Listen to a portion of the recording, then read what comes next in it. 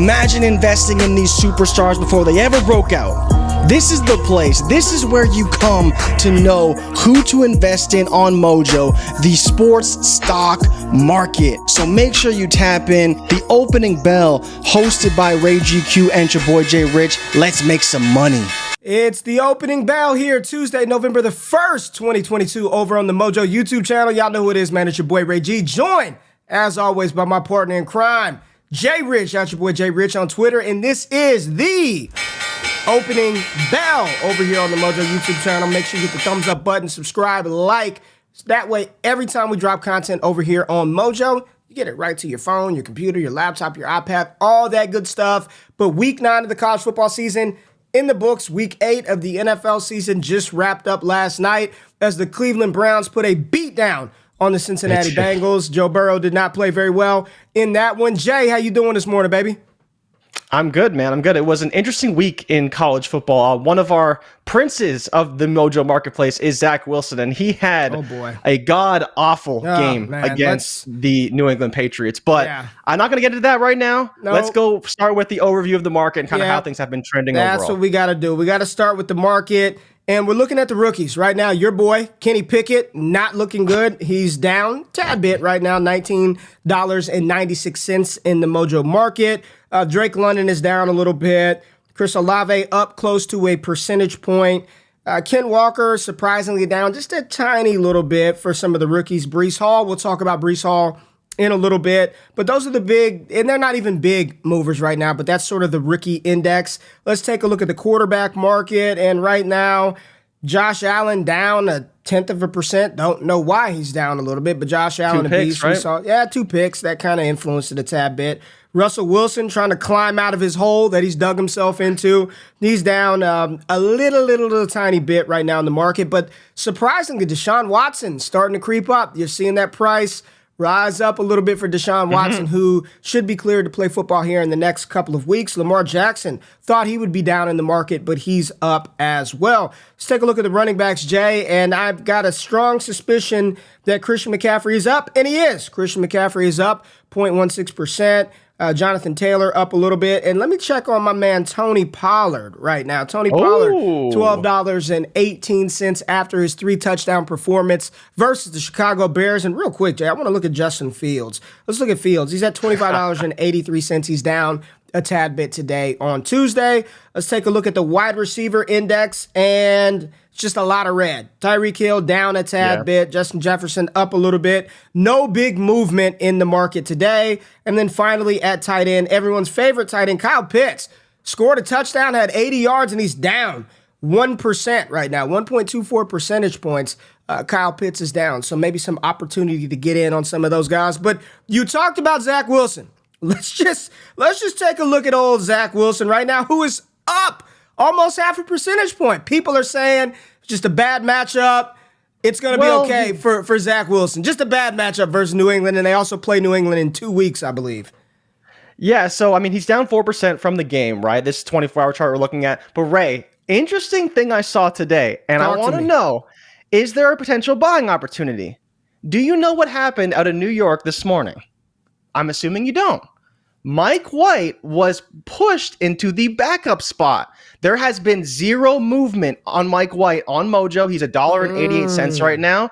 Zach Wilson, you talked about, he's up a little bit. Right. Now, again, Mike White, he is a short-term window guy. If he starts, he might go up a little bit, not a lot, a little bit. And so the only question, Ray, is now we know if Zach Wilson does fail, they will probably turn to Mike White. Joe Flacco, while he throws for a ton of yards, has been one of the most inefficient passers in the league. We know that. He has a very low ADOT, which is great for Garrett Wilson. But zero movement in the Mojo market. They must have not caught this. So we're here to tell the people, maybe, just maybe, there's a buying opportunity for Mike White for a short-term win in the market if he does so happen to come in for Zach Wilson, who, like you mentioned, threw 3 picks last game versus the Patriots, and you just mentioned as well, plays them again in 2 weeks. Yeah, I think it's like 2 weeks, 2 or 3 weeks, but they get him again. Mike White, you throw a 3x multiplier on him, what you're banking on is them pulling Zach Wilson, and if they didn't pull him If they didn't pull him last Sunday, this game, yeah, I doubt that happens unless he goes out there and does the same thing again, which is very much probable with Zach Wilson. $1.88 is what Mike White is going for right now in the market. $1.88, no movement over the last 24 hours. Maybe a sneaky opportunity. Just put a little something, sprinkle a little bit on Mike White. And in the event that they end up yanking Zach Wilson from the game, you could see his value shoot up. You put that 3x multiplier on it, right? And then cash out. Like right after the game, get out. Give me my money. Give me my money and get me out of this Mike White. But maybe for $1.88, Jay, I don't mind it at all. And I want to talk about the other team in the New Jersey tri-state area, Daniel Jones, right? Who didn't have a great game. The Giants lost their first. He didn't play. He didn't play awful, but he also didn't help them win. He's down a little bit over the past 24 hours, $26.86 for Daniel Jones, still priced in between, who is this right here? Nick Foles and Caleb Williams, the star quarterback out of USC, which is actually a really good transition to the collegiate landscape because we saw this past week, Jay, one of the bigger college football games as far as quarterback draft capital in the 2023 NFL draft class happened this past Saturday. Will Levis and the Kentucky Wildcats versus Hendon Hooker and the Tennessee Volunteers, number 3 team in the country. And Hendon Hooker and Tennessee demolished Kentucky. What was it, 44-6 in that matchup? 44-6, yep. Some people think Will Levis could be the number 1 overall pick in the NFL draft. We don't believe that. We don't see that. I don't think that would be a smart move for any team to do that. But Will Levis, universally considered a top 3 quarterback prospect in this class. He's got the tools, the traits, the arm, all of this good stuff. And Hendon Hooker, the old man. Nobody wants old man Hendon Hooker. We keep talking about him every week over here on Mojo, Jay. Go get Hendon Hooker. Go get Hendon Hooker. Go get Hendon Hooker. He smashed. What was his final stat line in that game?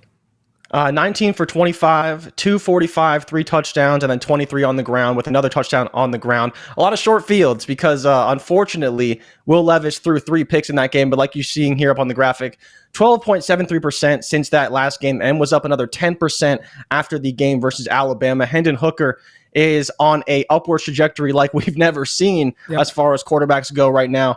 But he plays Georgia this week, Ray. He's got a big matchup. And you want to talk about a guy who right now you see price $16.95. Will Levis, $17.59. So he is right up to where Will Levis is. And Will Levis is probably universally a top 10 draft pick right now or so. It seems like. At least what's projected there early, right? And so for me, it's like, at what point is the Hendon Hooker hype gone too far on Mojo? I don't think it's gone too far. You're looking at a player who has total command of an offense that is, their team is 3rd in the country. Tennessee is right in the middle of pushing for a college football playoff berth, and the way this offense is operating underneath Hendon Hooker, I give them a really good chance to beat Georgia. Georgia, they lost Nolan Smith, one of their star linebackers, Stetson Bennett at quarterback. They have been beatable this season. That doesn't mean they're not great, but they have been beatable this season. And right now, Tennessee's offense is clicking like no other. I believe Hendon Hooker has the 3rd or 2nd best odds to win the Heisman Trophy this year. He's second right now. The stars are aligning for him to continue to smash, and we've talked about him on this channel for the past couple of weeks. Go get Hendon Hooker. Back when he was $14, $15. And the upward trajectory, he hasn't even hit ceiling value, right? I know a lot of people are like, oh man, I missed the wave, I missed the window. No, you have not, because he's going to continue to produce, and oh my goodness, if he goes out there versus Georgia and somehow pulls off the impossible. We thought it was going to be impossible for him to beat Alabama. He doesn't really have to do much. As long as he goes out there and plays well, doesn't throw a bunch of picks, he's going to be okay. He goes out there and beats Georgia. That's Alabama, takedown. Will Levis, takedown. Potentially Georgia, takedown. Hendon Hooker's price is going to skyrocket. What kind of multiplier can we get on Hooker right now? Let me see. Because so we can get a 3x. We can get a 3x on Hooker. And it's important to mention this game is in Athens too. So it's a road game. He beat Alabama at home. If he wins on the road, you want to talk about they're SEC champ bound. They're almost college football playoff bound at that point because they'll be undefeated. They would have beaten number one Georgia and number two Alabama, right, at the time that they beat them. So that alone would rise his stock. And you also mentioned number 2 in the Heisman voting. That would probably propel him to number 1 pretty quickly. Now, I don't know if he can beat Stroud, but I think Stroud would have to go undefeated to beat him overall, because it would be, at that point, Hooker would have a much better resume than CJ Stroud ever would, unless CJ Stroud somehow won the playoff, at which point I don't think he's even considered for the Heisman anyways, right? The Heisman is before that. So I think you're right. I think you made a great case. This is why we have been advocating to go long for Hooker, and I don't think this is a short-term buy. You can invest in him up until the NFL season next year, because here's the thing, Jay, he's going to be a first-round pick. You look at the top 5 quarterbacks right now. Bryce Young and CJ Stroud are at the top of the class. Will Levis is going to get drafted up there. That's just a byproduct of what we're working with in college football right now. He's going to get the requisite draft capital. Hendon Hooker, and my question for you is, Jay, at 5, who do we have? It's been a combination of DJ Uiagalelei. It's Tanner McKee. It's some Tyler Van Dyke. It's Jaron Hall. It's Cam Rising. I think there are a couple of names that are priced very, very, very low right now on Mojo that I believe we should be looking to go long on these players because they're performing, and the room for upside is tremendous for these quarterbacks because there is no clear-cut QB5 in this 2023 class. Who are some of the names that we're kind of looking at right now in the market, Jay, as some long-term buys? So, I mean, number 1 for us is probably Bo Nix, and we've had discussion a little bit already about where we view these quarterbacks. And I do want to point out to people what we talked about on one of our very first episodes. The baseline for a starting quarterback is right around $20, right? And you see that's where Kenny Pickett is, that's where around the Davis Millses are. And so if you can get a quarterback who you believe is going to start, like a Will Levis or a Hendon Hooker, you are getting a value if they are under $20 because they will probably hit that value at some point. Now, going back to our QB5 discussion, DJU is number 5 on Mojo right now at $11.12. You have KJ Jefferson at $7.17, Cam Rising at $5.04, Bo Nix $3.32, and Michael Penix $6.09. So you see the discrepancy here. Bo Nix is half the price of KJ Jefferson, basically a quarter of the price of DJU, half the price of Michael Penix, and he's playing just as good, if not better, than all those quarterbacks. So the reason why I think you go is not because I believe he can be one of the best quarterbacks in this draft class or be the 5th best quarterback in this draft class, is that I think that he has a shot to be drafted as the 5th quarterback, as good of a shot, if not better, than some of these other guys who are higher priced around him. And Ray, I want your thoughts on this as well, because I know you love KJ Jefferson, and I think his SEC pedigree does lend himself to getting drafted a little bit higher than some of these guys. But DJU is the one that I just look at, and I just don't understand how you could possibly take him over some of the guys I just mentioned below. I can't. And you can't short college players on Mojo. You can't do that. But you can also avoid going long on them. And I would avoid going long on DJ Uiagalelei. I think he's a okay collegiate quarterback, but as far as long-term value, where we're banking this value on their career stats, I don't see it with him. And the reality is, I don't know where a lot of these college quarterbacks end up going as far as their NFL future. But draft capital, you can kind of parse through that and kind of decipher where these guys are going to go. And speaking of Bo Nix, it's not like we're just throwing him out there arbitrarily. He is balling, and he had a monster game this past Saturday versus Cal. He had 6 touchdowns in that game, 570 total yards of offense. He threw for 412 yards, 3 touchdowns, 2 picks, ran for almost 60 with 3 touchdowns on the ground. Outside of his first game versus Georgia, Bo Nix has been lights out. Now, do I think he's some long-term starter in the NFL? No. But do I think he's worked his way from potentially an undrafted guy at Auburn to a day 2 pick in the NFL draft? Absolutely. We saw Matt Corral and Malik Willis and Desmond Ridder all drafted on day 2 of the NFL draft in the 3rd round. And I think Bo Nix could easily see that type of career arc, or at least NFL draft pathway, along with KJ Jefferson, right? But at $3.33, 1 month ago, Bo Nix was priced at $2.64. If he can, in order to cash out on this, he just needs to make it to the Pac-12 title game. What if he gets invited to New York for the Heisman Trophy ceremony, which there's a good chance He will. He will. There's a good chance that he will. You can capitalize on that value right now at $3.33 and DJU's priced at 11. Give me all the Bo Nix I can handle, man. Yeah, so to your point about the Heisman odds, and this is a great point that actually I didn't notice this, but DK actually flipped Hendon Hooker and CJ Stroud. So now Hooker is the favorite at minus 110 and CJ Stroud is plus 190. But to your point about Bo Nix, he is 25-1. But he's the fifth highest person in the Heisman race right now. So you want to talk about how the bettors and how the market feels about Bo Nix. They think he's got a legitimate shot to win the Heisman. Not a great shot, but a better shot than a DJU who's 100-1, Stetson Bennett who's 6-1, even Bryce Young is 30-1. So you want to talk about Bryce Young is actually worse odds to win the Heisman than Bo Nix, and he's 1/10 of the price on Mojo. Now he's not going to be drafted as high as Bryce Young, but he certainly has a shot to get drafted high. And again, this is still a 5-star quarterback, highly recruited out of high school. Like, he has the pedigree. He just never really was able to put it together. But now he's really showing the talent that he has behind a great offensive line at Oregon. And like you mentioned, if somehow he makes it to the Rose Bowl and wins that game or shows out at the Senior Bowl, which I think he will, he could go up quite a lot on Mojo. And I think the problem with DJU is he's priced right now as a second-round quarterback. And that is not something we've seen much in the NFL recently. We don't see quarterbacks go in the second round. That round is for running backs, wide receivers, and then obviously defensive skill positions on top of that. We don't see a lot of second-round quarterbacks. They usually go in the third round, at which point I think $11 would be priced a little bit high right now for DJU. But then you talk about some of the other guys like Bo Nix. If he goes in the third round, he's probably right around value with tons of upside like we talked about if he does start.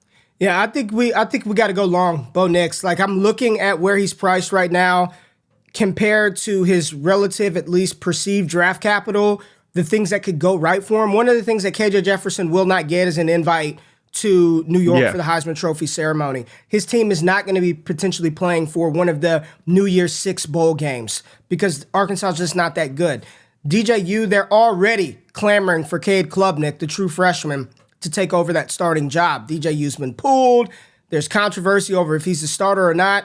At $3.33, Bo Nix is up almost 26% over the past month. That's incredible returns. And then again, you throw that 3x multiplier on him, I'm in. I think at this point, the race for QB5 in this class, Bo Nix, KJ Jefferson, maybe a Tanner McKee, a Jaron Hall. But when you're looking at what those 4 quarterbacks can bank you as far as their collegiate perception to help you make some money on Mojo, the only one that's going to be on the bright stage under the big lights and potentially at that Heisman Trophy ceremony is Bo Nix. So go long, Bo Nix. That's our recommendation from the collegiate standpoint. And really quickly, Jay, before we get out of here, we got to see the debut of Malik Willis. I just want to stick on theme with the quarterbacks. Where are you at with Malik? Let me look at where he's priced at right now because it wasn't a good outing for the rookie. $850, right? $850. Right around $850? Yeah, over the past week, we saw the value jump up to almost $9. Now it's dropped down a little bit. Over the past month, he's still up 2%. Are you holding Malik or are you getting out? What are you doing with Malik Willis? You got to tell me, Jay. What are you doing with Malik? I think you have to hold them. I don't know if I would be buying him though, because I still think there is a lot of room for downside. We have to remember, Ray, he only threw the ball, I think he had 13 dropbacks, he had 3 sacks, threw the ball 10 times and threw an interception, right? That's not good. And this is a game where Derrick Henry ran for over 200 yards. I think as a team, they ran for over 300 yards because Dontrell Hilliard also ran for 80 yards in that game. So you talk about a QB that really didn't have to do anything. And all he had to do was look like he could hold on to the ball, run the offense effectively, maybe some checks at the line of scrimmage, call out some protections. That's it. And he didn't really do that effectively, in my opinion. So that's the only reason why, I'm not quite buying him right now. He is low. We already talked about the $20, $15 threshold for starting quarterbacks. And I believe that Malik Willis can get there, but I wouldn't be all this value and money on Malik Willis right now. I just don't think he's there yet in his development, and I believe Tannehill will be back this week. He only started because Tannehill was sick. Tannehill was also nursing an ankle injury, but I just don't know if I'm there yet, and I think there is still room for downside today, because once Tannehill's named the starter again, I think you could see Malik Willis go down, so I wouldn't be buying today as far as that's concerned. But maybe later in the year, we could be back in on Malik Willis if the price drops a little bit. But we're in on Bo Nix. Go long, Bo Nix. You're in on. I mean, Ray, you remember last time we said buy somebody, it was Tanner McKee, and he's up 70%. So I mean, it's just, I'm not trying to say that we were right, but you throw a 3x multiplier on that, Boom. They're up 210%. So Boom. I think you buy Bo Nix. I think he's got a great schedule going forward. He has a very good shot to win the Pac-12 title, which would be great for him. And like we talked about with Hendon Hooker, if he wins the Heisman Trophy, that value is going way up. You know that's going to influence the market and influence the algorithm. So Heisman Trophy for Hendon Hooker, if he wins it, you're going to be happy that you bought him at $15. I promise you.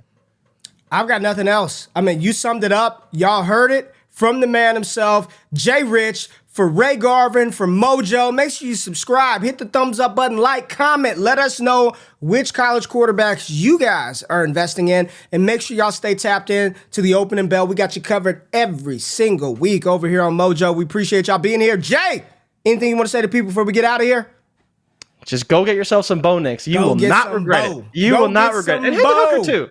Hendon Hooker too. Let's go Hendon Hooker too. We've been talking about Hooker. Go get you some Bo Nix, man. For Ray, for Jay, we out of this thing. Peace.